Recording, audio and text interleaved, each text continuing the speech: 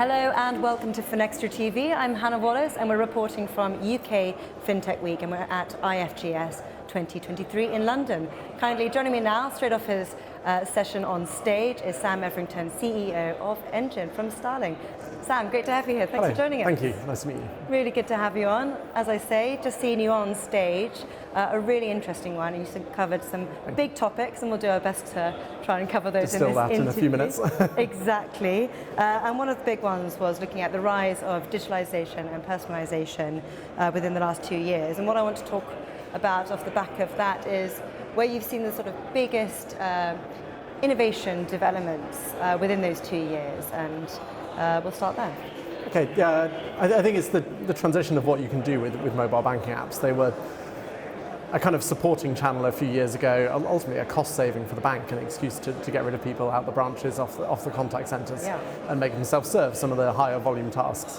Whereas now we're using banking apps to actually solve customer problems, to help you manage your money better. And so by giving you kind of real-time data at your fingertips, you can help people understand how much money they've got available to spend and make those decisions day to day. As a child, I used to go into a building site and put a passbook into a machine, and once every few months it would print transactions on. Now I get notifications the second my card comes out the terminal to tell me what's happening. And I think that personalisation point is the really important transition. So it's not products designed to make banks money, but products to help you live the life the way it is. I'm married now, I have 2 children, and so on our joint account we have a space set aside for nursery fees, we have a space set aside for our car. As I get paid, I can automatically divide the money up between those kind of budgets, and then it's sat there waiting for the termini bills to come in for nursery, for the annual car insurance, and then I can put a virtual card against that space and spend straight from our car budget when I'm filling up the car at the weekend.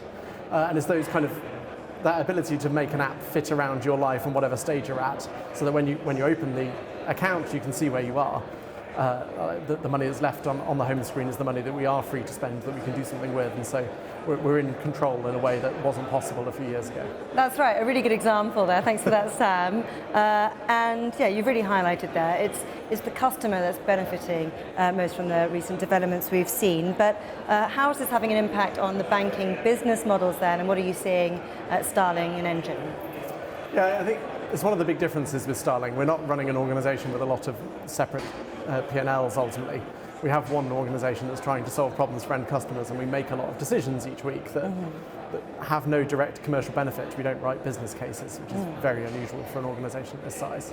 But the result of that is a brand that is loved and trusted, basically. You can see in the CMA survey that publishes twice a year, we're sat right at the top for customer satisfaction, and have grown from a 20-person organisation that I joined 7 years ago to quite a big company now. So I think that doing something for customers, doing the right thing, as we'd call it in our values, is really making a difference. All right, that's really interesting. So off the back of that, there are some challenges along the way as well. So perhaps you could take us through those a little bit, perhaps with customer experience, resilience and responsibility. So what about that? Yeah, there's a real challenge for a lot of banks at the moment. Customer expectations have moved quite materially, and frankly their technology platforms haven't caught up. Starling's in a very fortunate position that we built the technology from scratch over the last 8 years or so. And so it's designed for this modern, real-time, rapidly changing world. For most banks, they've been putting off investment for decades now. They're typically running 30, 40-year-old core systems. They're creaking, they're reaching the limits of how far they can be pushed, but it's a big decision to make those investment lumps and go and deal with your core system and start to replace what the core of these businesses. And a lot of the knowledge that's necessary to do that has left the organisation as well. So I think a lot of banks have got a real challenge in front of them to go from the business they are to something that looks a bit more like Starling from a customer proposition perspective, and it's going to be a big journey to get there. And that's right, and we, especially recently, we have seen a lot of banks challenging in that space. So maybe let's end on some advice then. What do you think would be your advice, and what's the lessons learned from Starling, for example, going forward then?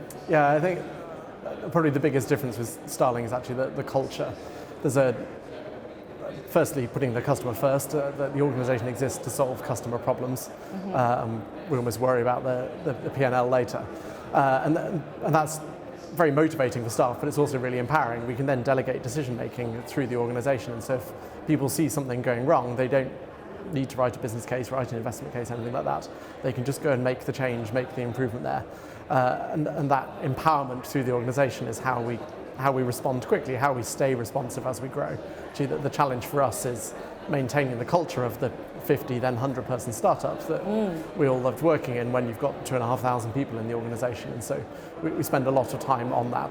The technology enables it, it's a foundation that makes it possible, but the cultural difference, the vision from the top is where Starling really stands out. Some very good advice to end on, Sam. Thank you very much. Now I'll let you get back to the event, but it's been great speaking to you. Lovely. Thank you very much. Thank you.